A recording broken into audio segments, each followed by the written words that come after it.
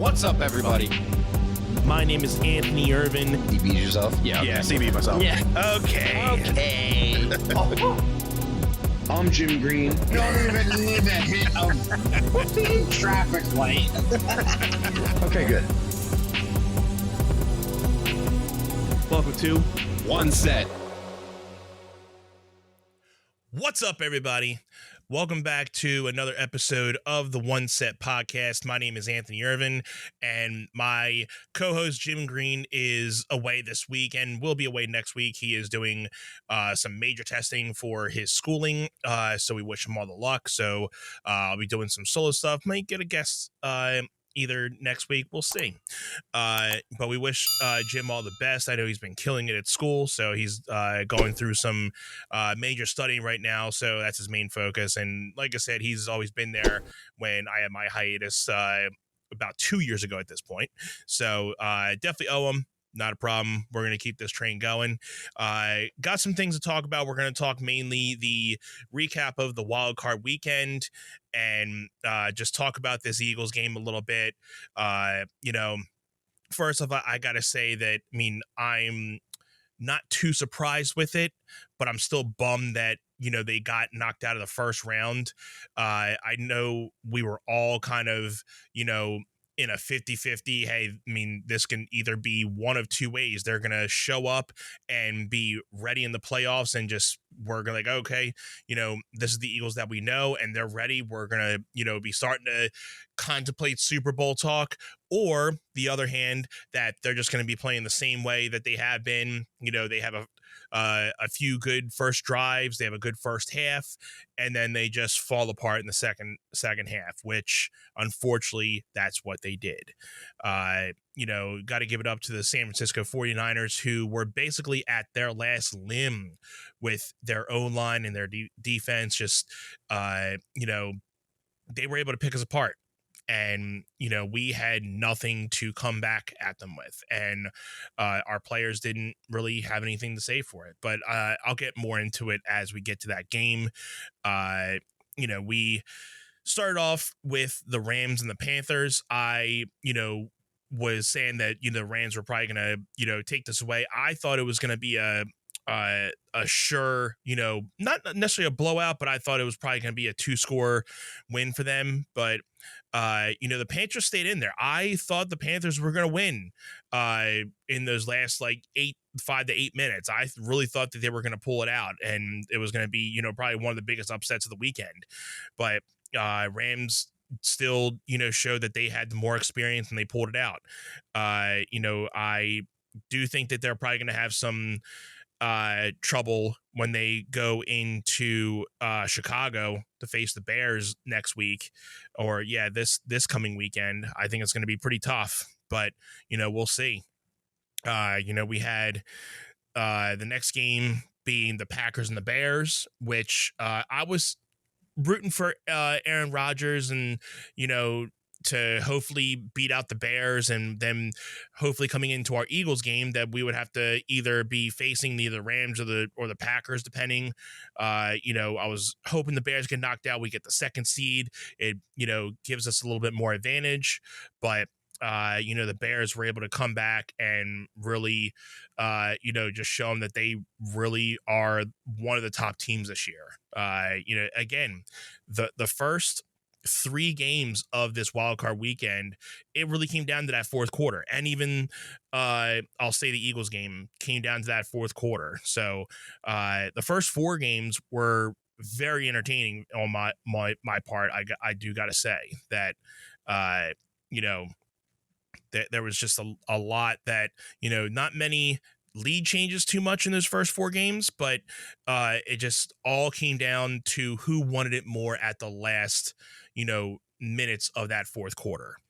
And that being said, the Bills and Jags was a lot like the Rams and Panthers. I, thought this is, Josh Allen's year, that he has no other threats going into the playoffs. So, he is just looking straight into that Super Bowl momentum. But, you still got to play it one game at a time. But, he doesn't have the Chiefs, doesn't have the Bengals nor the Ravens to have to pull him down under anymore. So this is their year.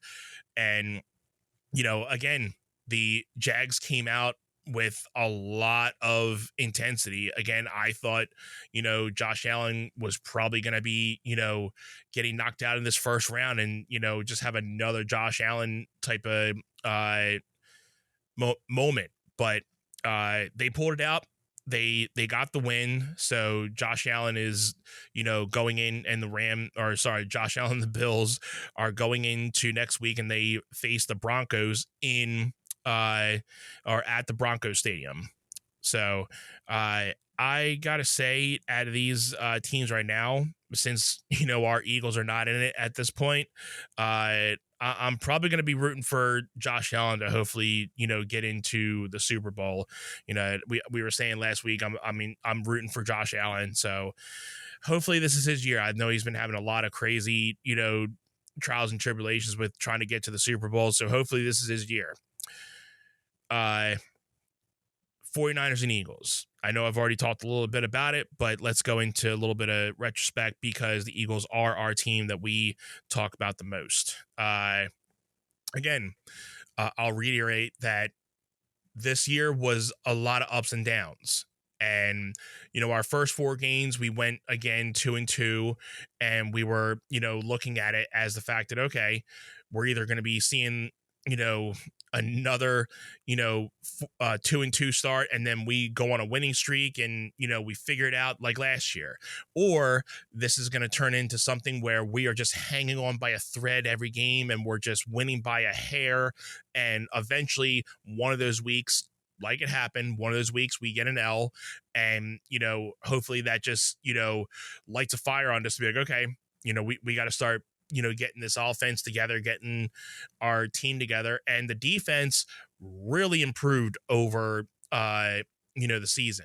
When it came to it, when it came into the Niners, I had no problem with the defense. Our defense was, coming in hot, but I got to say, and I do agree with even WIP and a lot of their listeners, that the defense came up short.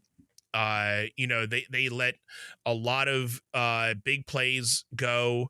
We had some penalties, and again, it was like typical Eagles fashion that we were letting the penalties kill us and just letting stupid plays happen that we should have been able to tackle, and just missed tackles, and just miscommunications all over the place.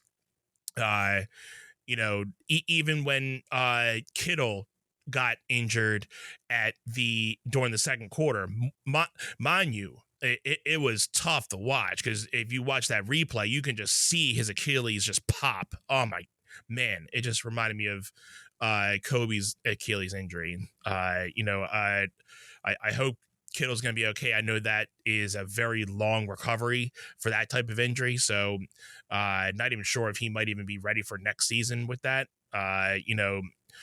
Let's just hope that he gets back out on the field. And I thought, with that, okay, even though it's an injury, that's one less person out there and more of an advantage for us. One less person we have to worry about out on that field. And we didn't even really give Purdy a lot of pressure. We got to him maybe 1 or 2 times, but I thought our defense was going to be all over him like last time. And Jalen Carter had a decently okay but bad game. Jordan Davis went out with an injury, so that really hurt. And so a lot of things that went wrong did go wrong. And the whole AJ Brown thing with those 3 missed catches was just abysmal. I mean, the guy was one of the reasons probably why a lot of this controversy started after that week 4, is because with him saying, oh, he's not getting the ball enough, he's not getting enough targets. And then I can't even say structured it to give Brown more targets, but that's again what we did after those couple weeks. We started targeting him, and yeah, he started producing, but there were times where we put the ball in his hands in very big moments, and he would be dropping the football. So it's like, how can you be going and saying you're not getting targets, you want the ball, but when we need you the most, you're dropping passes. You can't do that, man. And so I think the fact that when Sirianni went over and was yelling at AJ, to get off the field. I mean, obviously at that point, I thought it was because of that third miss that he had, and Nick just had. He's like, dude, get off the field. But it probably exposed a lot of the fact that a lot of miscommunications and the downfall of everything. So it probably wasn't the best for Nick to be like that.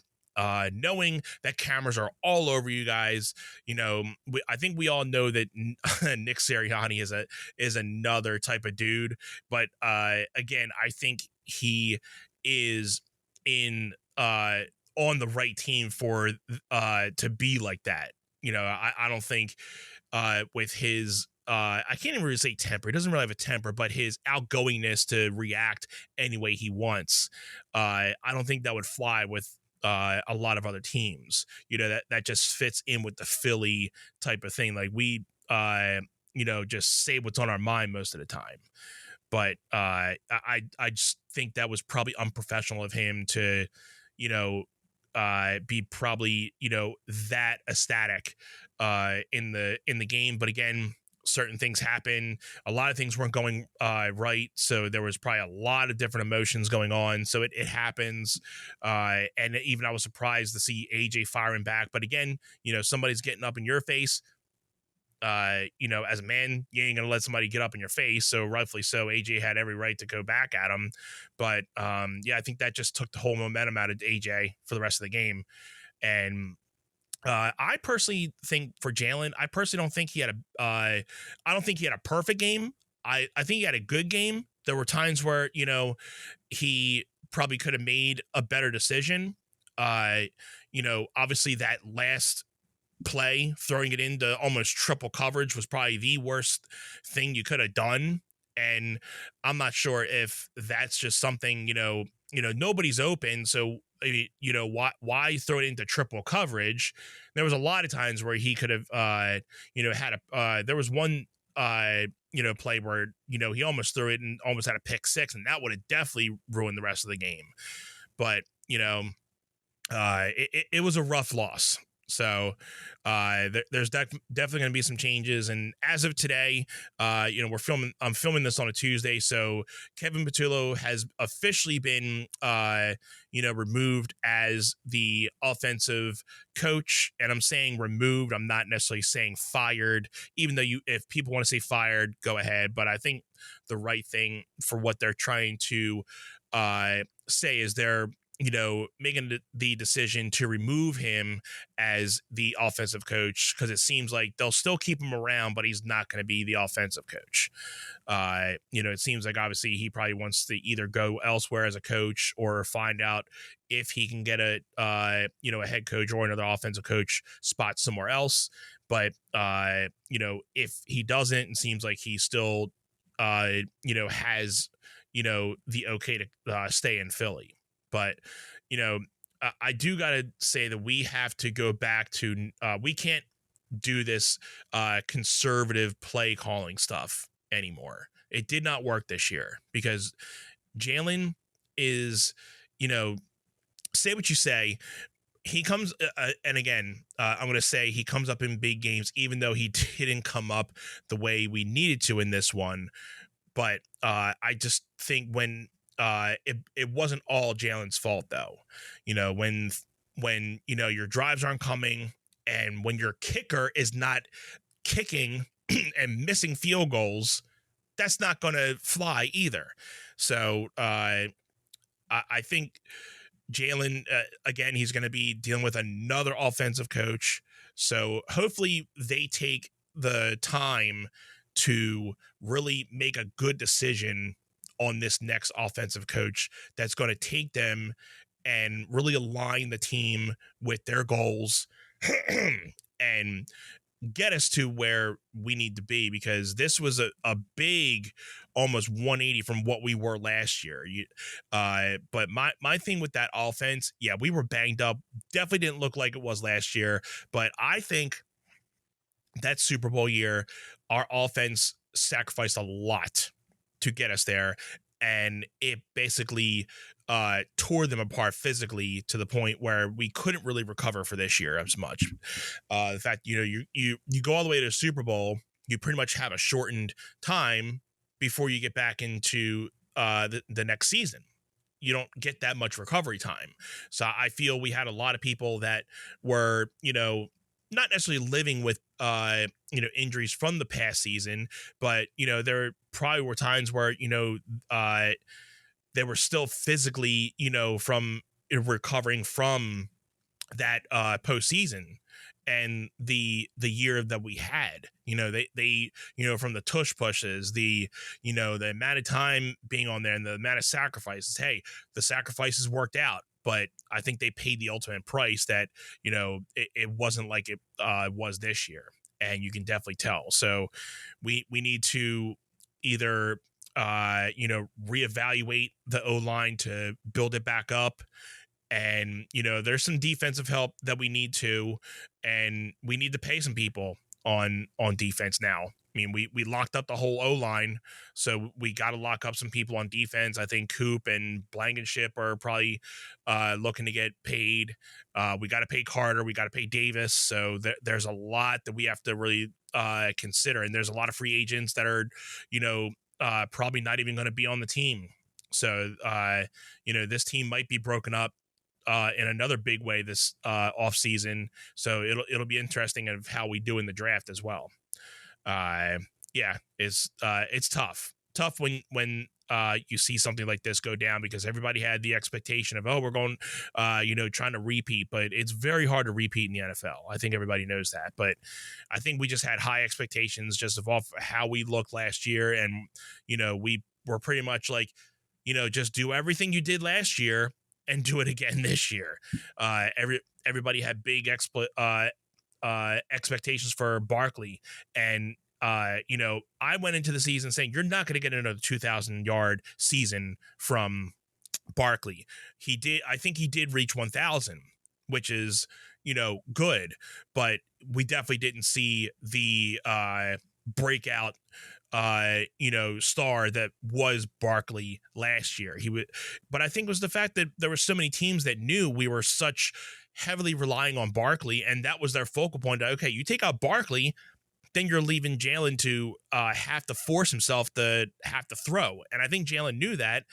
And, I don't think again, he's not, a 100% great passer. But, there's times where he's accurate, but then there's times also where, he's inaccurate, but that's any quarterback. But I think when he's on, he's on. And hopefully, we can get, the right person in there that's going to help the team, help Jalen get to the next level. Because I know they're going to come in, hungry as ever off of this, just like they did the year before the Super Bowl. Jalen is definitely that type of person that feeds off this type of stuff to, take this loss, see and learn from it, and then come back next year hungrier and stronger. So, go Birds.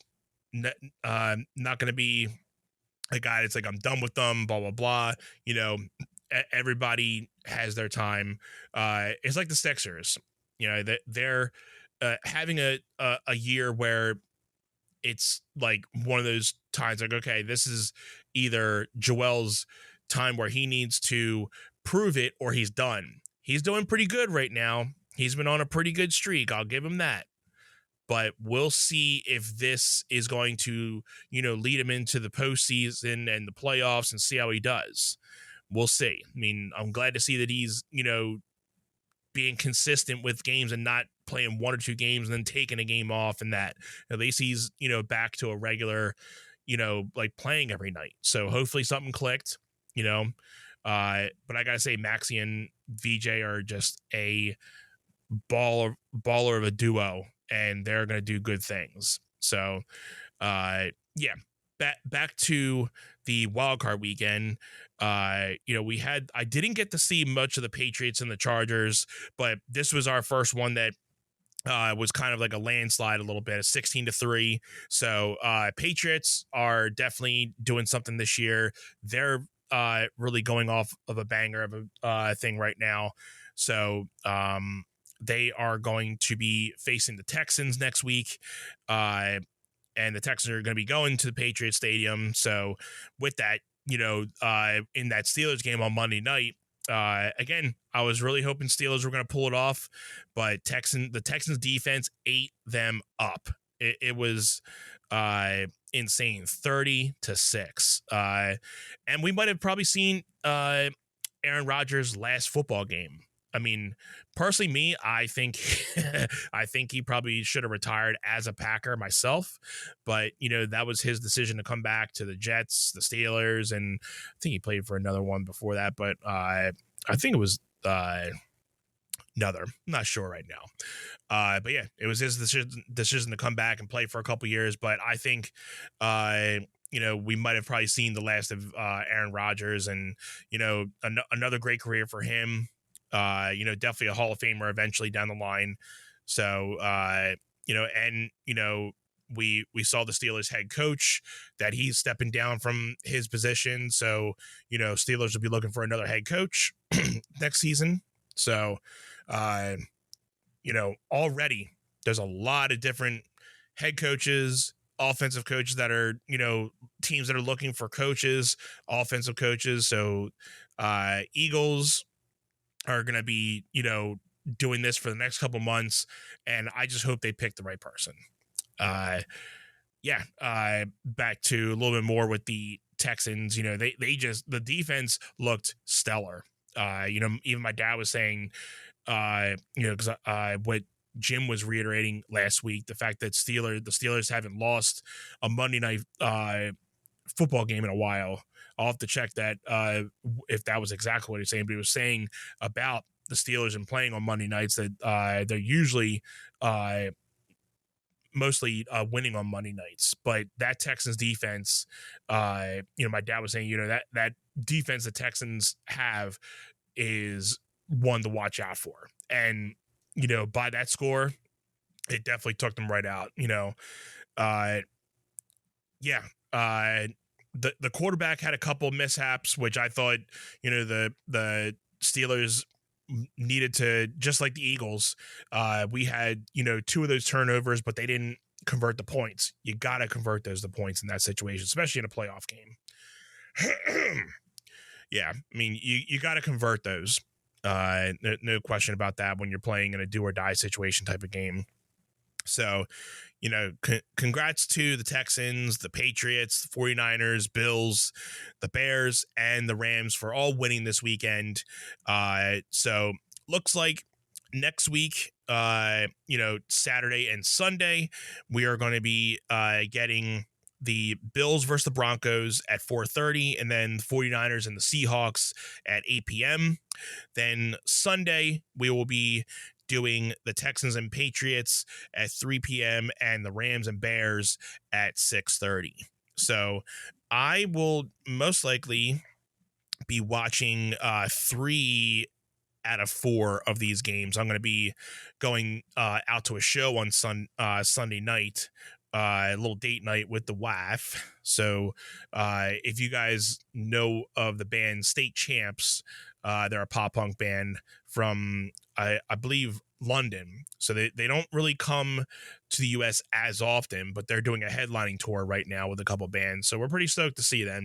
We saw them support with A Day to Remember a couple months back. So now that they're headlining, they're going to play a larger set. And my wife is a big State Champs fan, so she's pretty stoked to see them. So we've been trying to, at least get back to, going to a show every month and just getting out and doing something for us. And it's been fun to do that. So so I'll probably keep tabs on the game, or I'll just watch it and get the results after it. But with my picks for that, I'll have to say the Broncos did have a decent year this year. I mean, they coming up as the 1 seed. So I think the Bills being that they're playing away again, are going to have a hard time. I mean, if they had a hard time with the Panthers, they're going to have a hard time with the Broncos. But I think they're going to pull it off. I think the Bills will pull it off again somehow, some way. Because I always say that experience always beats anything else. A team with experience is always going to usually overcome. So I'm still going to take the Bills over the Broncos. 49ers and Seahawks. I'm going to take the Seahawks with this. I think the 49ers, definitely got away with a win, even though it was a must win for the Eagles. They should have won that game. So, 49ers definitely got away with that game. So, but I'm going to say they're going to be facing some problems with the Seahawks this week. So I'm going to take the Seahawks over the 49ers. Patriots and Texans. That defense from the Texans, they looked really good. This will probably be tough. And the fact that Stroud, I think that's how you pronounce the quarterback's name for the Texans, with the fact that he had 3 or 4 of those fumbles, really scares me. The fact that if that happens again, they may not be as lucky to come out with a 30-6 type of win with that.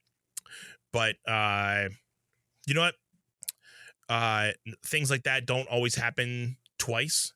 But so I'm going to say the Texans will beat the Patriots. I'll take the Texans beating the Patriots. And even though I won't see this game, the Rams and the Bears, I'm just going to say, I'm going to go out on a limb and say the Bears beat the Rams. The Bears are really going and proving that they are on a run. So I'm going to say the Bears beat the Rams. When it comes to scores, I'm going to say the Bills are going to have a close game. I think it might be either within 3 to 7 points for the Bills. 49ers, I think the Seahawks are probably going to not necessarily blow out, but I think it'll probably be a 2-score, a 14 plus type of game. So I think Seahawks winning 28-14 or 17, something like that. Texans and Patriots, I think this might be, a close game as well. I think it'll probably be, a score, 7 points, something maybe 27-20. That seems pretty nice. Rams and Bears. I think this will be one of those games where it comes down to a field goal. I'll take that. I'll say, let's go with 14-17 Bears. That's good. I don't think it's going to be that 14-17 is pretty low. I don't want to go too high. I don't think it's going to be a high scoring game. Let's go 20-23. 23-20 Bears.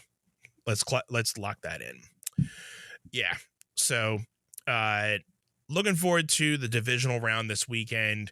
Looking forward to some time out with my wife.